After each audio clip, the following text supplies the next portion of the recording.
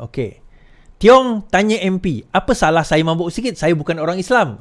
Datuk Tiong ni ahli parlimen GPS Bintulu, dipersoalkan oleh Mas Arianti berkenaan dengan dia mabuk sewaktu ada satu program tu. Jadi Tiong kata, apa salahnya saya mabuk sikit? Saya bukan orang Islam. Okey. Menteri Pelancongan Seni dan Budaya Tiong King Sing berkata, tidak wajar pembangkang menggunakan hujan sembrono untuk menyalahkan dirinya. Kata Tiong, pertimbangan betul atau salah dari perspektif orang Islam adalah berbeza dengan dirinya yang bukan beragama Islam. Jangan gunakan isu yang bukan-bukan, katanya semasa menggulung pembahasan Undang-Undang Pembekalan 2024 hari ini. Memetik nama salah seorang ahli parlimen PN, Tiong berkata dia didakwa mengambil minuman keras sehingga menjadi mabuk. Contohnya MP Masjid Tanah Mas Amenti Samsudin kata, saya mabuk. Saya minum arak. Saya nak katakan bahawa saya orang bukan Islam. Saya minum, apa salahnya? Saya pergi Pelangai sana semasa pilihan raya kecil. Mereka ajak saya menyertai festival Tanglong. Saya minum, saya bermain dengan budak-budak macam orang gila sikit. Apa salahnya? Kalau saya orang Islam, saya memang tak boleh buat macam itu. Tapi saya bukan orang Islam. Maka saya boleh buat lah, katanya. Pada 16 Oktober, Mas Arianti secara serius menegur Tiong yang dianggapnya tidak sesuai menjalankan tugas sebagai menteri menjaga hal ehwal ekonomi, seni dan pelancongan. Ini kerana dakwa ahli parlimen bersatu PN itu, Tiong seolah-olah mahu memperkenalkan Malaysia dengan cara mabuk dan menari di khalayak ramai. Tiong merupakan ahli politik berbangsa Cina dari Sarawak, kini mengetuai Parti Demokratik Progresif PDP. Dia merupakan ahli parlimen Bintulu dan dilantik menjadi menteri pelancongan. Kata Tiong, sebagai seorang wakil rakyat, seorang ahli parlimen wajar memberi perhatian kepada tugas mereka iaitu berkhidmat untuk kawasan diwakili. Tapi jangan komen hal ehwal bangsa lain. Jangan jejaskan keharmonian dan perpaduan negara. Tiong juga menyarankan semua ahli parlimen agar mengambil tanggungjawab untuk membangun industri pelancongan negara. Baik. Dalam hal ini tuan-tuan, dia ada beberapa perkara lah. Kalau Mas Arianti mengasakan bahawa Tiong telah menyalahgunakan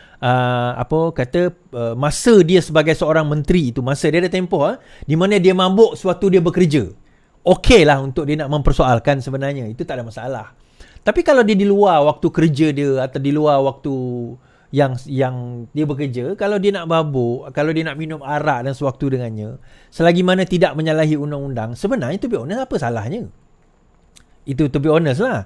Sebab Tiong ni, saya kenal Tiong ni bukan baru sekarang. Saya dah kenal Tiong ni pada dulu lagi. Dan kami pun tahu, kalau dia ada pesta program gawai, dia ni antara orang yang memang kuat lah. Kata, berpestanya tu dia antara yang kuat. Dan kami ni tak ada masalah pun bab tu. Tetapi itu saya kata, integriti dan juga keboleh mampuan pembangkang saya tak nampak. Bab itu yang dia persoalkan. Bab Menteri Pelancongan bukan Islam minum arak dan mabuk, tu yang dia persoalkan. Kalau mabuk tu sampai dia mendatangkan kecederaan, kemalangan dan sebagainya, menyalahi undang-undang, okeylah kita boleh persoalkan lah. Tapi kalau setakat dia mabuk, dia bukan Islam, apa masalahnya? So saya kata kalau kita nak berbahas, ini perbincangan ataupun perbahasan mengenai pembekalan tahun 2024. Sepatutnya pembangkang fokus kepada perkara itu. Fokuslah kepada perkara tersebut. Yang duk sibuk dia minum arak, tak minum arak dan sebagainya, itu lantak dia lah. Aduh, pembangkang sekarang ni pening aku. Dan bagi contoh tuan-tuan, bahawa negara kita cakap politik all the time, ini kita cakap ekonomi pula. Bahawa negara kita now looking at alternative economy. KPKT Ngakoming mengatakan by 2050 negara kita akan zero carbon. Meaning to say, berkemungkinan besar kita akan hanya bergantung kepada elektrik, kita mungkin bergantung kepada solar, mungkin wind, mungkin ada renewable energy yang lain berkemungkinan. Mungkin sedikit saja daripada petroleum. Tetapi kita sudah melihat kepada alternatif ekonomi. Dengan adanya benda tersebut, dengan adanya solar umpamanya, negara luar berani nak invest dalam negara kita.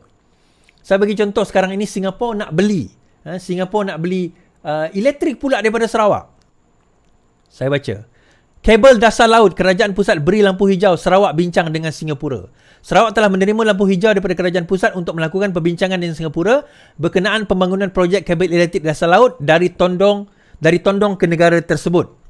Premier Sarawak, Abang Johari berkata pelaksanaan projek yang melalui kawasan Indonesia itu akan membolehkan Sarawak mengeksport bekalan elektrik sehingga 1000 megawatt secara prinsipnya telah diputuskan. Sukacita saya nyatakan bahawa projek ini membekalkan elektrik ke Singapura dengan 1000 megawatt sekarang boleh dimulakan kajian, terutama sekali untuk kita wujudkan projek kabel elektrik dasar laut dari Tondong Sarawak ke Singapura.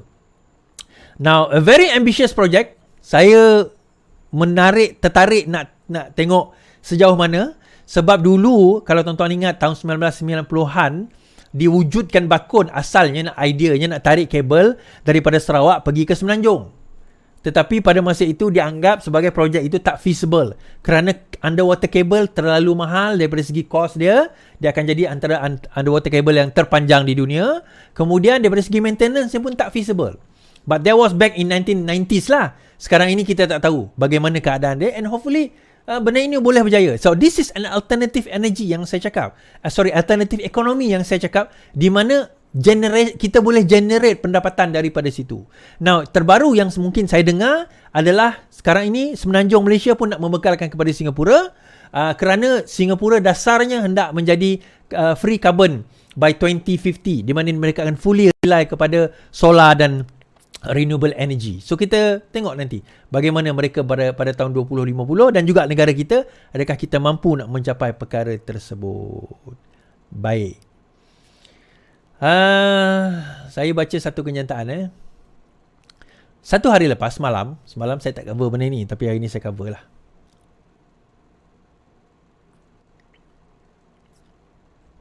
Baik. Subsidi ayam tamat Rabu ini. Subsidi telur diteruskan. Muhammad Sabu. Kuala Lumpur. Just baca. Kerajaan menamatkan sepenuhnya. Satu itu hilang. Okey. Kerajaan menamatkan sepenuhnya pemberian subsidi dan kawalan harga ayam bermula 1 November ini. Manakala melanjutkan pemberian subsidi harga kawalan telur grade A, B dan C mengikut mekanisme sedia ada. Menteri Pertanian dan Keterjaminan Makanan, Datuk Muhammad Sadu berkata, penamatan subsidi secara pukal adalah untuk mengurangkan ketirisan subsidi yang ketika ini turut dimati warga asing dan berpendapatan tinggi. Menurutnya, penamatan harga kawalan menyokong kemampanan industri pengeluaran ayam tempatan di samping dapat meningkatkan pelbagai inisiatif sosial ekonomi dan kebajikan rakyat termasuk bantuan tunai. Baik. Reaksi bercampur peniaga pembeli susulan penamatan subsidi ayam. Langkah kerajaan melalui Kementerian Pertanian menamatkan subsidi ayam mulai esok menerima reaksi berbeza di kalangan peniaga ayam segar di Kuantan. Seorang peniaga, Ahmad Darwish Sulaiman, berkata ia menyambut baik tindakan itu kerana selama ini yang mendapat manfaat melalui subsidi adalah penternak dan orang tengah. Ayam ini sepatutnya harga tak patut dikawal sebab dia permintaan bermusim. Dia iaitu pembekal dapat subsidi, tetapi harga jual kepada peniaga tetap mahal. Misalnya harga ayam RM8.10 sekilogram. Dia iaitu pembekal jual kepada kami RM8.70. Elok tak payahlah subsidi, buat rugi kerajaan je, katanya.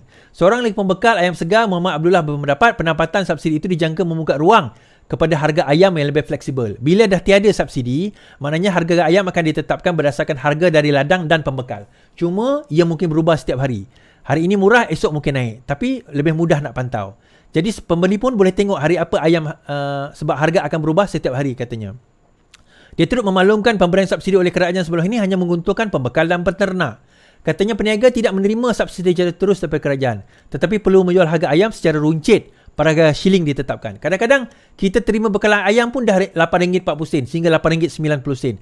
Tetapi kami tetap juga kena jual RM9.40. Jadi sekadar sekarang margin untung tu sampai 20%. Sedangkan kami kena tanggung sewa, gaji. Maknanya untung tu adalah sikit. Tapi kadang-kadang tak berpadanan dengan kerja dari awal pagi. Sementara seorang di rumah, Azilah 49 ketika 2000 berharap ayam tidak naik memandangkan selepas harganya mula diapungkan esok. Ini suri rumah yang cakap ceritalah. Ada dengar cerita subsidi ayam nak ditambah, tapi tak tahulah macam mana pengiraannya tu. Sama ada harga naik terus ke, hari-hari naik ke, kalau naik hari turun taklah. Semalam Muhammad Sabu dilaporkan penamatan harga subsidi. Baik. Pernah benda ni nak dibuat, subsidi ayam ni pernah nak dimansuhkan. Subsidi ayam dimansuh, banyak pihak ambil kesempatan. Yang ni pernah dimansuh pada Jun 2022 oleh Ismail Sabri pada masa itu. Tetapi tak sempat dia nak mansuh, rakyat bising, kemudian kerajaan pun tukar dan buat U-turn. Dia kata tak buat U-turn, tapi pada 25 akhirnya tak jadi subsidi itu ditarik balik. Baik. Now, saya cerita macam ni berkenaan dengan subsidi ayam ni dulu, tuan-tuan. Saya kata bahawa subsidi ayam ni tak akan selama-lamanya. Ni saya ingat saya cakap dalam tahun lepas kot, tahun 2022 masa tu. 2020 atau awal 2023 ni saya cakap subsidi ayam ni tak akan selama-lamanya ada. Saya kata subsidi berkenaan dengan ayam ini tidak akan selama-lamanya ada. Dia hanya akan ada terutama pada musim perayaan di mana berkemungkinan akan ada shortage. So saya kata biasanya subsidi ini diletak pada hari-hari perayaan. Sekarang ini subsidi diletak pada all the time. RM9 lebih tu pada all the time. So biasanya subsidi diletak pada hari-hari perayaan. Kerana berkemungkinan demand lebih daripada supply pada waktu itu, harga mungkin dia orang akan main dengan harga yang tinggi. Namun begitu, pengapungan ini sebenarnya boleh memberikan keuntungan kepada pelbagai pihak. Kenapa? Now, dia basic economy demand and supply bila dia apungkan sekarang ini, diharapkan barangan ataupun production ialah ayam di pasaran itu lebih banyak disebabkan tawaran itu lebih banyak daripada permintaan, harga ayam akan turun. Kan? Disebabkan oleh supply itu banyak. Now, isu dia sebelum ini banyak sebenarnya apabila kerajaan tetapkan harga shilling, dia ada negative impact. Tuan-tuan tengok tadi baca apa yang saya cakap. Negative impact dia adalah bila harga shilling itu ditetapkan tapi tak dikawal harga makanan ayam. Nak tak nak, mereka terpaksa jual pada harga RM8.90, tetapi kos mereka meningkat.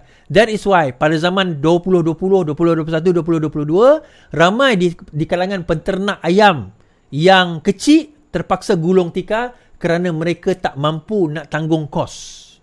Kos mereka tinggi, tetapi kerajaan tetapkan harga shilling. So dia tak mampu nak match harga shilling, dia terpaksa tutup kilang, menyebabkan pada masa itu pengeluaran ayam semakin berkurangan. This is what happened. Now, dalam keadaan ekonomi kita sudah mula stabil, kerajaan mula menarik subsidi daripada ayam ini dan making sure dia float. Sebelum perkara ini dibuat, untuk makluman tuan-tuan dan puan-puan, kerajaan sudah mengkaji daripada segi jumlah kebersediaan stok ayam di pasaran sama ada kita ready atau tidak. Malam Mak Sabu mengatakan dalam kenyataan beliau, sekiranya kerajaan akan sentiasa memantau bahawa jumlah ataupun pasaran kita ni akan sentiasa ada jumlah ayam yang mencukupi. Dia macam ni. Kenapa harga barang naik? Okay? Kita tanya, kenapa harga barang naik? Harga barang naik mudah saja. Bila kita minta permintaan lebih daripada penawaran. Maksudnya, orang yang nak beli ayam tu lebih banyak daripada harga barang ayam yang ada di pasaran. Itu harga barang naik. So, bagaimana kita nak mengekalkan kestabilan? Kerajaan kena memastikan bahawa bekalan ayam di pasaran itu sentiasa ada. Tak naklah flood the market sampaikan harga ayam turun terlalu rendah pun rugi juga.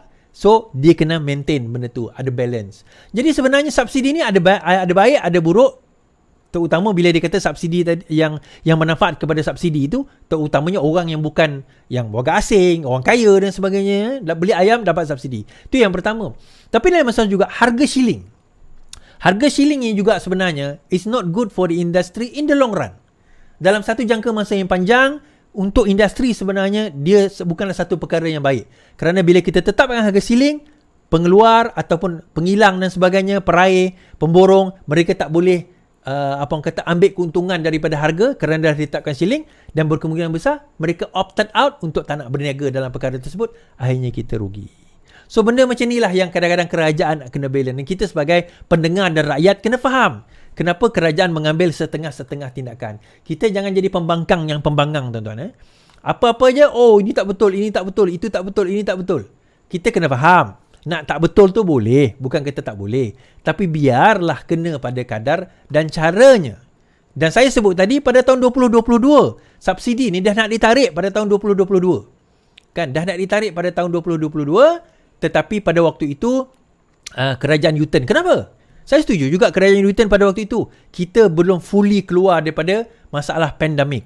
So saya setuju kerajaan U-turn. Tak sepatutnya pada waktu itu kerajaan dah memikirkan untuk nak tarik subsidi pada waktu itu. So sekarang 2023 kita nampak kestabilan itu, maka kita kena tarik subsidi tersebut untuk kita salurkan ke tempat lain. Tuan-tuan, jangan ingat bila tarik subsidi masuk poket Mak Sabu, bukan.